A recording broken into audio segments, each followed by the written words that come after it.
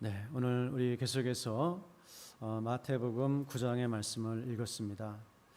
여러분, 우리가 이 세상을 살아가면서 지금 저와 여러분의 마음에는 어떤 그런 마음이 우리의 삶을 이끌어가고 있습니까? 어떤 세상 사람은 어떤 욕심, 또 어떤 욕망, 또 심지어 어떤 분은 분노, 이런 것들로 마음이 꽉 차서 이끌려가는 그런 모습을 보게 됩니다. 그런데 우리가 성경을 보았을 때 예수님의 마음은 어떤 마음이 충만하셨는가? 바로 우리를 불쌍히 여기시는 긍휼의 마음, 우리를 가련하게 여기시고 질병과 가난과 고난 가운데 살다가 죽어가는 우리를 긍휼히 여기시는 그런 마음이 주님의 마음에 가득하셨고, 그리고 이 긍휼의 마음이 동기가 돼서 사역을 하셨고, 이 긍휼의 마음으로 모든 일들을 하시고 마침내 십자가까지 지신 것을 우리가 보게 됩니다. 성경을 보면 예수님께서 긍휼이 동기가 되어서 고쳐주시고, 또 오병이어의 기적을 행하실 때도 사람들이 굶주린 모습을 보시고 불쌍히 여기셔서 기적을 행하셔서 먹을 것을 주시고, 또 심지어는 그 나사로의 장례식장에서는 함께 눈물을 흘리시는 그런 모습까지도 보게 됩니다. 그래서 우리가 이 고난의 문제는 계속해서 되풀이되어 온 그런 문제인데요. 하나님이 전능하시고 또 완전히 선하시다고 한다면 왜 우리의 삶 속에 고난이 있는가? 물론 우리가 나름대로의 대답을 가지고 있습니다. 하나님이 우리에게 자유의지를 주셨기 때문에, 우리가 그 자유의지로 범죄했기 때문에 고난은 하나님과 상관없이 존재하게 되었다. 그러나 그럼에도 불구하고 때때로 경험적으로 고난과 아픔 속에서 하나님이 원망이 되고 왜 이런 일을 허락하시나, 그런 마음이 들 때가 있는 것이 사실입니다. 그런데 저도 그런 생각을 좀 해본 적이 있었는데요. 저는 거기에 대한 어떤 논리적인 이성적인 답은 아니지만 예수님께서 눈물을 흘리시는 그런 모습을 보면서 충분한 답을 얻었습니다. 그래서 우리 예수님께서 눈물을 흘리신 것은 하나님이 눈물을 흘리신 거거든요. 왜냐하면 예수님의 모든 말씀은 아버지께 받아서 말씀하시는 것이고, 예수님의 모든 행함은 아버지의 행함대로 행하시는 것이다. 그래서 예수님을 보는 것이 곧 하나님을 보는 것이다. 이제 그렇게 말씀하고 있기 때문에, 또 요한복음 1장 18절 말씀에도 하나님을 본 사람이 없으되 아버지 품속에 있는 독생하신 하나님이 나타내셨느니라. 하나님을 본 사람이 없으되 아버지 품속에 있는 독생하신 하나님, 아버지 품속에 있는 독생하신 하나님이 누구죠? 예수님을 가리키고 있는 거예요. 그 예수님이 하나님을 우리에게 나타내셨다, 이렇게 말씀을 합니다. 그래서는 이 예수님께서 눈물을 흘리시는 그런 모습을 보면서 이것은 하나님께서 눈물을 흘리시는구나. 그리고 우리가 이 고난의 문제에 대해서 다 이해할 수 없지만 충분히 위로받을 수 있고, 또 하나님을 신뢰하고 의지할 수 있는 것은, 하나님이 우리가 고난당할 때 저 멀리서 차갑게 내려다보시고 있는 것이 아니라 바로 우리 곁에 오셔서 우리와 함께 계시고 우리의 그 고난과 아픔을 헤아리시고 심지어 함께 느끼시면서 눈물을 흘리시고 계시기 때문에, 우리 하나님 정말 참 좋은 하나님이구나 하는 것을 이제 느낀 적이 있습니다. 여러분, 그래서 하나님께서 얼마나 우리를 불쌍히 여기시되 얼마나 우리를 긍휼히 여기시기를 십자가를 허락하시기까지 우리를 불쌍하게 여기신 줄로 믿습니다. 십자가 우리 다 아시는 것처럼 하나님께서 자기 아들을 그 죽음의 자리에 내어주신 것이죠. 바로 우리를 구원하시기 위해서, 우리를 영원한 저주와 심판으로부터 건지시기 위해서 자기 아들을 그렇게 비참한 그런 자리에 까지도 허락을 하신 것이죠. 그래서 하나님께서 우리를 긍휼히 여기신다라고 할 때 그 긍휼은 단순히 어떤 값싼 감정에 그치지 않습니다. 하나님이 우리를 긍휼히 여기시는 것은 그 아들의 피값으로 우리를 긍휼히 여기시는 거예요. 그냥 감정은 변하죠. 감정은 왔다 갔다 합니다. 그러나 하나님께서 우리를 긍휼히 여기신다 할 때는 그 긍휼은 우리 구약에서 잘 아시는 말씀처럼 헤세드라고 하는 단어, 이 헤세드, 때로는 인애, 때로는 자비, 때로는 사랑으로 번역이 되고, 또 신약으로 와서는 아가페로 아가페라고 하는 말씀으로 이해할 수가 있는데, 하나님이 우리를 긍휼히 여기실 때에는 헤세드의 사랑으로 긍휼히 여기시는 거예요. 그런데 헤세드는 어떤 사랑입니까? 그냥 감정적인 그런 변하는 사랑이 아니라 언약적인 사랑입니다. 그래서 우리와 언약을 맺으시고 그 언약 안에서 우리를 사랑하시는 사랑. 그런데 그 언약을 맺으시기 위해서 어떻게 하셨죠? 아들의 피가 흘러서 그 아들의 피로 우리와 언약을 맺으시고 영원토록 변치 않는 사랑으로 우리를 사랑하시고 변치 않는 긍휼로 우리를 불쌍히 여기시고 변치 않는 자비를 베풀어 주시는 그 사랑과 긍휼이 바로 하나님께서 우리를 향하여서 베풀어 주시는 그 긍휼입니다. 불쌍히 여기시는 것입니다. 그래서 그 긍휼은 변하지 않아요. 십자가가 변하지 않는 것처럼 그 긍휼은 영원합니다. 저는 구약에서 모세가 율법을 받기 위해서 또 이스라엘 백성이 하나님과 언약을 맺기 위해서 하나님께서 시내산에 강림하시는 그 사건이 있죠. 근데 그렇게 아름다운 모습이 아니었습니다. 그냥 은혜로운 그런 모습이 아니고 모든 사람들을 두려워서 떨게 만드는 모습이었습니다. 번개가 치고 깊은 흑암이 임하고 엄청난 소리가 막 울려 퍼지고, 그래서 사람들은 두려워서 떨고, 하나님께서 그때 계속해서 강조하시는 말씀이 무엇이냐면은 경계를 넘어서지 마라. 그 시내산 기슭의 경계를 넘어서지 마라. 경계를 넘어서서 올라오지 마라. 그 이유는 내가 너희를 칠까 하노라. 네? 죄인인 인간이 거룩하신 하나님 앞에 나아갈 수 없는 그 모습을 잘 묘사해 주고 있는 거예요. 죄인이 그렇게 나아가면 하나님께서 치시는 겁니다. 죽임을 당하는 겁니다.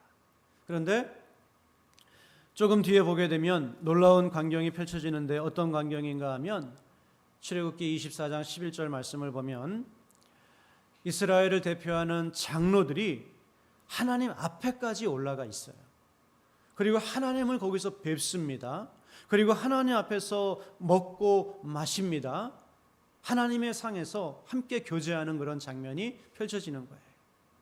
조금까지만 해도 넘어오면 죽는다 그러셨는데 이런 장면이 펼쳐지고 있어요. 그 말씀을 제가 읽어드리면 하나님이 이스라엘 자손들의 존귀한 자들에게 손을 대지 아니하셨고, 원래는 손을 대셔야 되는 거예요. 그런데 그들은 하나님을 뵙고 먹고 마셨더라. 하나님께 나아가면 죽임을 당해야 될 사람들이 하나님 앞에서 먹고 마시면서 하나님과 교제하는 이런 모습이 왜 가능했는가? 그 앞에 말씀을 보게 되면 이제 번제와 화목제를 하나님 앞에 제사를 드리는 거예요. 그 제사를 통해서, 짐승의 제사를 통해서 사람의 죄가 완전히 속함을 받을 수는 없지만 피 흘림을 통해서, 그래서 죄에 대해서 하나님이 심판하심으로 하나님의 공의가 만족이 되므로 하나님과 우리 사이에 평화가 있게 될 것에 대한 그 복음의 십자가죠. 바로 십자가에 대한 상징, 십자가에 대한 예표, 십자가에 대한 그림, 그게 바로 제사인데, 그것을 통해서 사람들이 하나님 앞에 나아가서 하나님의 은혜를 받는 그런 모습을 보게 됩니다. 그리고 오늘 우리는 짐승의 제사를 통해서 하나님께 나아간 사람들이 아니죠. 바로 하나님의 아들의 그 영원한 제사, 우리의 모든 죄값을 완전하게 치러주시는 그 제사를 통해서 우리는 지금 하나님 앞에 서 있는 줄로 믿습니다. 히브리서 4장 16절 말씀에 그러므로라고 하는 제가 지금까지 말씀드린 십자가를 의미하는 거예요. 그러므로 우리는 긍휼하심을 받고 때를 따라 돕는 은혜를 얻기 위하여 은혜의 보좌 앞에 담대히 나아갈 것이니라. 네. 예수님의 십자가 때문에 우리는 하나님께 불쌍히 여기심을 받을 수가 있게 되었습니다. 그것은 변하는 긍휼이 아니라 영원토록 변하지 아니하시는 헤세드의 긍휼, 언약적인 긍휼을 힘입어서 하나님 앞에 나아갈 수 있는 그런 사람들이 된 거예요. 여러분, 그러므로 오늘 하나님은 우리를 정말 불쌍히 여기시는 하나님이신 줄로 믿습니다. 때때로 우리가 일상을 살아가다 보면 하나님이 분노하시는 얼굴로 다가올 때도 있습니다. 하지만 그럼에도 불구하고 하나님은 여전히 우리를 긍휼히 여기시는 하나님인 줄로 믿습니다. 때로 우리 기도가 멈춰지는 이유가 무엇입니까?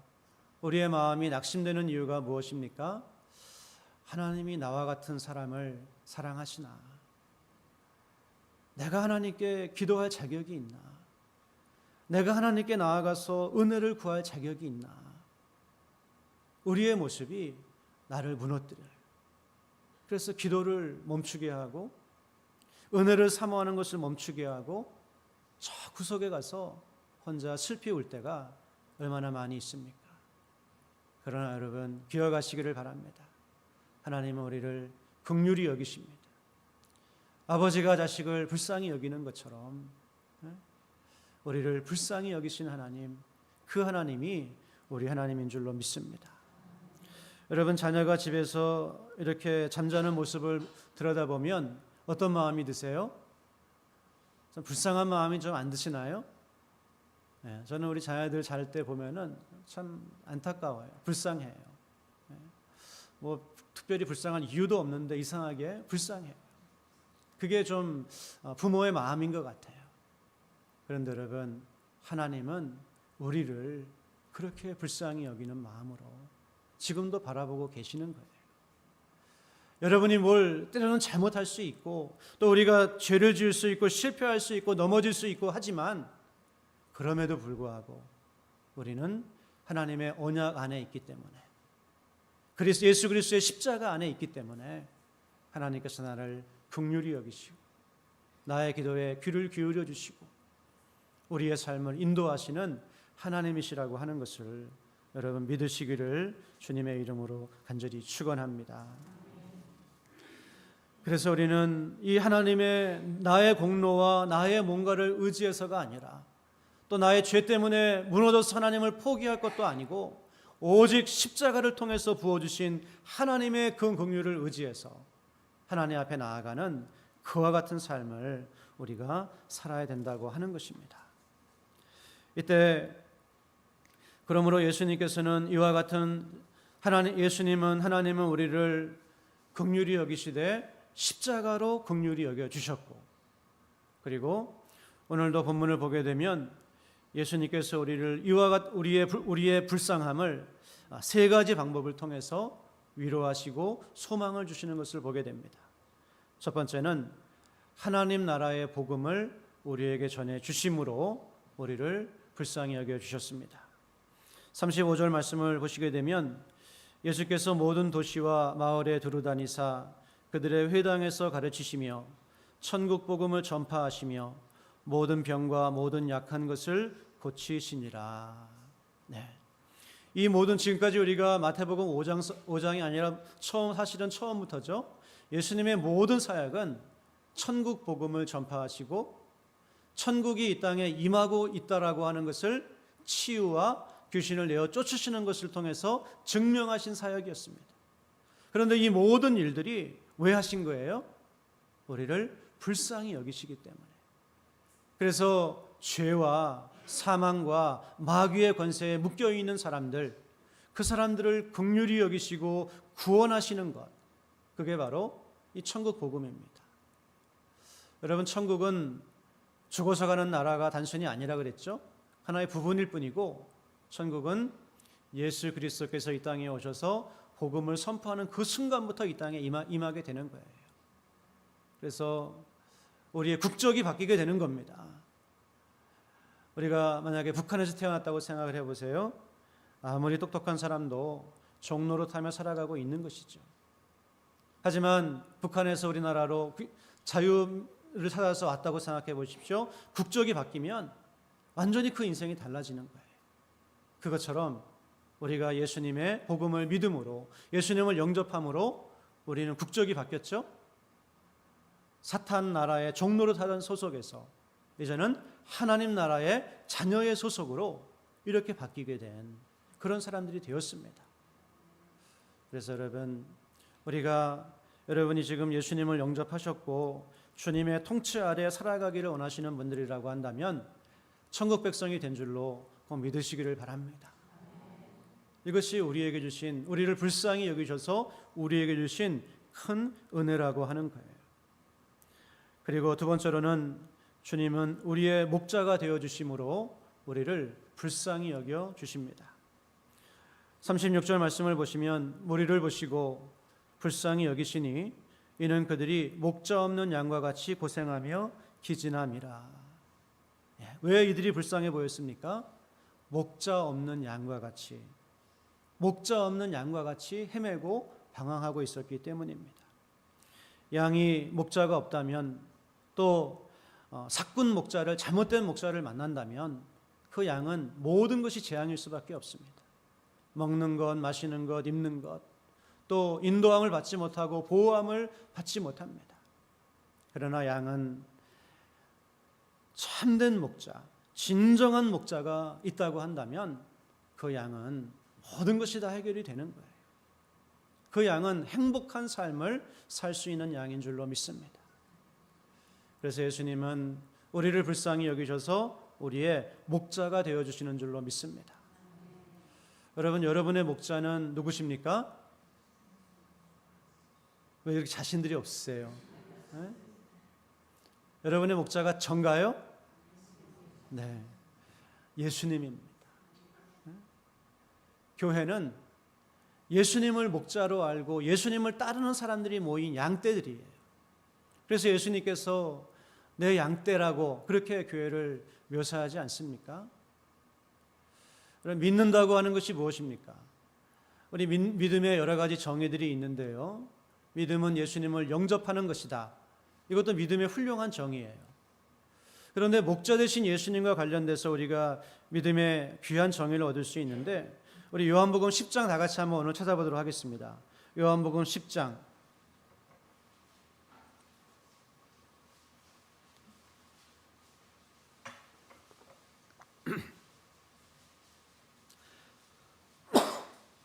요한복음 10장 오늘 좀 성경을 좀 몇 절 읽도록 하겠습니다. 요한복음 10장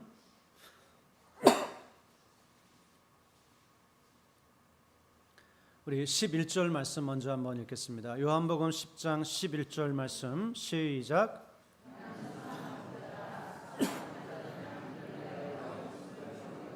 네, 아멘. 나는 선한 목자라. 선한 목자는 양들을 위하여 목숨을 버린다. 예수님께서 자기 자신을 가리켜서 선한 목자다. 그리고 양들을 위해서 목숨까지도 버리시는 목자다. 그래서 실제로 예수님께서 십자가에서 우리를 위해 죽으셨죠. 그리고 지금도 우리를 인도하시는 줄로 믿습니다. 또 26절 말씀으로 가서 한번 보시면 너희가 내 양이 아니므로 믿지 아니하는도다. 네, 믿지 않는 그 불신에 대해서 말씀을 하고 있습니다. 그러면서 믿음에 대해서 설명을 하시는데 믿음을 어떻게 설명하시는가? 27절 내 양은 내 음성을 들으며 나는 그들을 알며 그들은 나를 따르느니라. 그렇습니다. 이것이 믿음의 정말 귀한 정의예요. 믿음이라고 하는 것은 뭡니까? 그냥 지식으로 성경 구절을 알고 지적으로 동의하고 그것이 아니에요. 믿음이라고 하는 것은 주님의 음성을 들으며 주님을 따라가는 것. 이게 믿음인 줄로 믿습니다. 때로는 따라다가 옆길로 치우쳐가지고 자빠지기도 하고 넘어지기도 하고 하지만 곧 주님의 음성을 듣고 다시 주님을 따라갑니다. 사꾼이 부르면 그것이 사꾼의 목소리인 것을 분별하고 따라가지 않아요. 그러나 주님의 음성을 듣고 곧 주님을 계속해 따라가는 것. 이것이 바로 믿음이라고 하는 거예요. 그래서 우리가 믿는다고 하는 것은 주님을 영접하는 것이고, 또한 날마다 주님의 음성을 들으며 주님을 따라가는 것, 이것이 바로 믿음이라고 하는 거예요. 여러분, 날마다 주님의 음성을 듣고 계십니까? 모쪼록 주님의 음성을 듣고 날마다 주님을 따라가는 참된 믿음의 사람들이 되시기를 주님의 이름으로 간절히 축원합니다.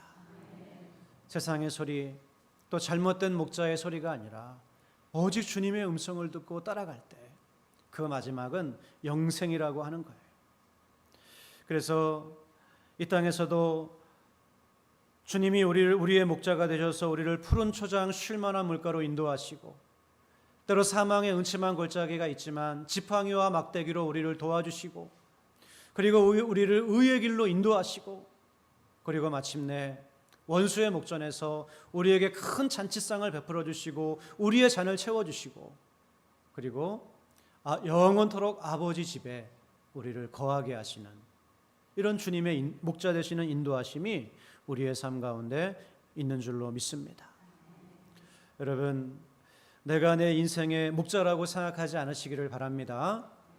그러면 그 순간부터 얼마나 많은 염려와 무거운 짐들과 또 내가 감당할 수 없는 그런 많은 일들이 우리를 엄습해 오겠습니까? 그러나 나는 내 인생의 목자가 아니에요.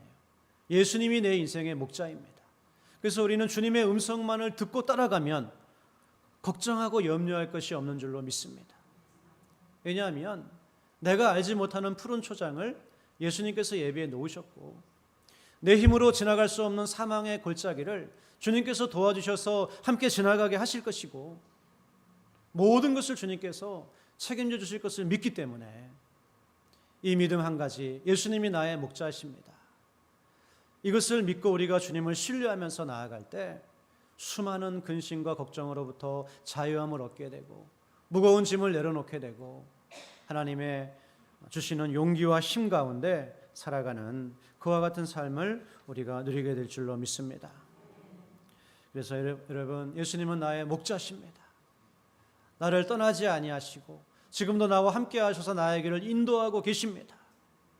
이 믿음 정말 분명히 가지셔서 불쌍한 삶을 우리가 살지 않고 행복한 삶을 살아가는 저와 여러분 다 될 수 있기를 주님의 이름으로 간절히 소원합니다. 그리고 불쌍히 여기시는 마음을 통해서 주님께서 하신 세 번째 일은 바로 교회를 세우셨다라고 하는 겁니다. 우리 37절과 38절 말씀을 보시면, 이에 제자들에게 이르시되 추수할 것은 많되 일꾼이 적으니 그러므로 추수하는 주인에게 청하여 추수할 일꾼들을 보내주소서 하라 하시니라. 아멘. 예수님께서 사람들을 불쌍히 여기시고 이제 추수할 일꾼들을 불러 모으세요. 이 추수할 일꾼들이 누구죠? 가장 먼저 예수님의 12제자가 되는 것이죠. 그리고 12제자를 통해 세워진 교회가 되는 것이고, 그 교회에 하나님을 향하여서 헌신한 그런 일꾼들이 되는 것입니다. 여러분, 예수님께서 이 땅에 오셔서 남기고 가신 것이 무엇입니까? 바로 교회를 남기고 가셨어요. 이 세상을 불쌍히 여기셔서 이 교회를 통해서 그들을 구원하시고 그들에게 진정한 위로와 소망을 주시기 위해서 우리 주님은 이 세상의 교회를 남기신 줄로 믿습니다. 물론 지상교회가 완전하지 않죠. 불완전합니다. 여러 가지 그런 안 좋은 일들도 있을 수가 있습니다. 그러나 그럼에도 불구하고 주님은 교회를 남기신 거예요. 이 땅에 교회가 없다고 한번 생각해 보세요. 여러분, 어디서 하나님의 우리를 불쌍히 여기신다고 하는 복음을 듣겠습니까? 어디서 십자가에 대한 이야기를 듣겠습니까? 어디서 천국에 대한 말씀, 지옥에 대한 말씀, 구원과 심판에 대한 말씀을 듣겠습니까? 주님께서 교회를 통해서 그 일들을 하시고 있다라고 하는 겁니다. 교회가 없다면 사람들은 무신론을 따라가고 사람이 만든 헛된 종교를 따라가고 여러 가지 그런 잘못된 것을 따라갈 수밖에 없지만, 주님께서 교회를 통하여서 이 세상을 불쌍히 여기시고 위로하시고 구원하시는 이 일을 지금도 하시고 있는 줄로 믿습니다. 그러므로 우리가 교회를 사랑하고 소중히 여기고 이 교회를 주님께서 원하시는 모습으로 만들어가야 될 줄로 믿습니다. 여러분, 우리 교회가 어떤 모습이 되어야 되겠습니까? 주님의 긍휼하심을 담는 교회가 되어야 될 줄로 믿습니다. 주님께서 우리를 불쌍히 여기시고 세상을 불쌍히 여기셨던 것처럼 우리도 서로를 긍휼히 여기고 세상을 긍휼히 여길 수 있는 그런 교회, 주님의 긍휼을 먼저 우리가 체험하고 그리고 그 긍휼을 세상 가운데 보여줄 수 있는 그런 교회, 그런 교회가 될 때 우리 교회는 주님 닮은 교회가 되었다, 이렇게 이야기할 수가 있을 것입니다. 세상을 우리가 불쌍히 여기고 그리고 서로를 긍휼하게 여기는 그런 공동체가 될 수 있기를 간절히 소원합니다. 우리 옆에 있는 분들 한번 쳐다보세요. 옆에 있는 분 한번 보세요. 참 불쌍하시죠? 네. 네, 참 보면은 참 불쌍해요. 그래서 오해하시지 마시고요. 제가 예전에 한번 좀 기도하면서 하나님이 막 은혜를 주시는데 은혜를 받으니까 나타나는 증상이 뭐냐 하면 사람들이 그렇게 불쌍하게 보이더라고요. 네? 여기 장로님들도 보면은 너무 막 불쌍해요. 그리고 권사님들도 보면은 왜 이렇게 막 불쌍한지, 네? 쳐다만 봐도 불쌍해요. 그래서 제가 그때 좀 느낀 거는 이 하나님의 마음은 불쌍히 여기시는 마음이구나, 그걸 좀 느꼈어요. 여러분, 우리가 서로를 긍휼히 여기는 그런 우리 모두가 될 수 있기를 원합니다. 베드로전서 3장 8절과 9절 말씀 우리 다 같이 한번 읽어볼까요? 베드로전서 3장 8절 9절 말씀 맨 마지막 나와 있습니다. 3번 교회를 세우셨습니다. 우리 베드로전서 3장 8절 9절 시작. 마지막으로 말하노니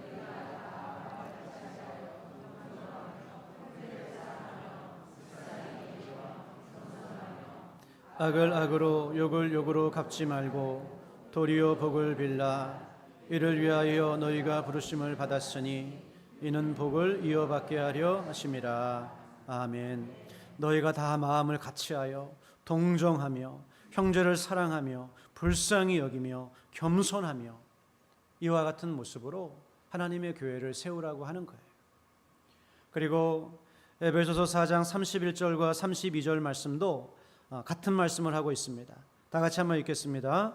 너희는 모든 악독과 노함과 분냄과 떠드는 것과 비방하는 것을 모든 악의와 함께 버리고 서로 친절하게 하며 불쌍히 여기며 서로 용서하기를 하나님이 그리스도 안에서 너희를 용서하신 것 같이 하라. 아멘. 서로 친절하게 하며 불쌍히 여기며 서로 용서하기를 하나님이 그리스도 안에서 너희를 용서하신 것 같이 하라. 이렇게 말씀하고 있습니다. 우리가 서로를 불쌍하게 여기고 또 용서하고 긍휼히 여기는 것은 단순히 나의 감정에서 나오는 것이 아닙니다. 그래서 일순간 그럴 수 있지만 곧 사라져버리고 맙니다. 우리가 진정으로 서로를 불쌍하게 여기고 긍휼을 여기고 용서할 수 있는 것은 진리를 깊이 깨닫는 데서 오는 거예요. 그래야 지속적으로 우리가 그것을 유지할 수가 있습니다. 어떤 진리를 깨달아야 됩니까? 하나님이 그리스도 안에서 우리를 용서하셨다라고 하는 이 진리를 깨달을 때 우리는 서로 긍휼히 여기며 불쌍히 여기며 용서하는 주님의 마음을 드러낼 수 있는 그런 믿음의 공동체가 될 수 있다라고 하는 거예요. 여러분, 사무엘하 12장을 보면 다윗에게 나단 선지자가 옵니다. 와가지고 이야기하죠. 어떤 부자가 있는데 집에 손님이 오니까 어떻게 했다고요? 가난한 양 딱 한 마리 있는 사람의 양을 빼앗아 가지고 그걸 가지고 대접하는 이런 사람이 있었습니다. 그때에 다윗이 뭐라고 이야기하죠? 다윗이 그 이야기를 듣고 나서 아주 화를 내면서 그 일을 행한 그 사람은 마땅히 죽을 자라. 마땅히 죽을 자다. 그때 나단 선지자가 뭐라고 이야기합니까? 당신이 그 사람이요.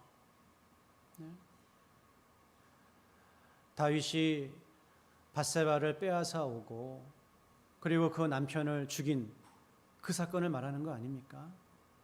근데 다윗은 그 사람은 마땅히 죽을 자다. 자기는 더한 죄인인데 마땅히 죽을 자라고 화를 냅니다. 여러분, 우리 9시 뉴스를 보면서 우리는 그 범죄자들을 욕하고 정죄하고 또 심판해야 된다고 하고 그러지 않습니까? 때로는 심지어 믿음의 공동체 안에서도 서로가 서로를 향하여서 그런 정죄하는 모습으로 판단하는 모습으로 대하고 생각하고 말하고 그러지 않습니까? 그런데 사실 그 모습이 내 모습이라는 거예요. 그 9시 뉴스에 나오는 흉악한 범죄자들의 모습, 그 모습이 내 모습일 수 있고 내가 판단하고 정죄하는 그 모습이 사실은 내 모습이라는 거예요. 그런데 그렇게 흉악한 나를 하나님께서 자기 아들을 이 땅에 보내주시는 사랑을 통해서 우리의 죄를 씻어주시고 우리를 지금도 긍휼히 여겨주시고 있다라고 하는 거예요. 이 사실을 내가 정말 머리로만 아니라 가슴으로 깊이 깨닫고 인정하고 고백한다면 우리는 서로를 불쌍히 여기고 용서할 수 있는 그러한 사람들이 될 수 있는 줄로 믿습니다. 모쪼록 여러분, 오늘 비록 이 세상의 삶이 힘들고 어렵지만 분명한 것은 하나님의 나를 불쌍하게 여기시고 있다고 하는 것, 이 사실을 통해서 위로와 소망을 얻으시기를 바랍니다. 다시 기도할 힘을 얻으시고 하나님의 은혜를 사모하면서 하나님 앞에 간절히 사모하며 나아갈 힘을 얻으시기를 바랍니다.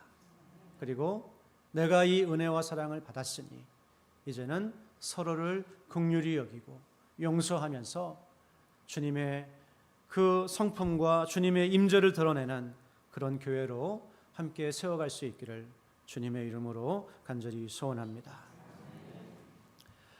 하나님 아버지, 오늘 우리의 모습을 하나님 앞에 고백합니다. 당신이 바로 그 사람이요, 내가 바로 그 죄인인데 그것을 깨닫지 못하고 서로를 정죄하고 판단하며 비난하는 그런 마음이 저에게 있었음을 고백합니다. 아버지 하나님, 용서하여 주시고 다시 한번 복음의 진리를 분명하게 붙들고 깨닫게 하여 주옵소서. 그리고 예수님 닮은, 아버지 마음 닮은 사람으로, 아버지 닮은 교회로 아름답게 우리 모두 성장하며 이 교회를 만들어 갈 수 있도록 하나님 도와 주옵소서. 세상에는 배운 사람, 잘난 사람, 많이 가진 사람들이 주목을 받고 인정을 받지만 정말 우리 교회는 힘들고 어려운 사람들, 가난하고 고난 가운데 있는 사람들이 주님의 긍휼을 우리를 통해 체험할 수 있는 그런 교회가 되게 하여 주옵소서. 모든 것 감사드리며 예수님의 이름으로 기도드렸습니다. 아멘.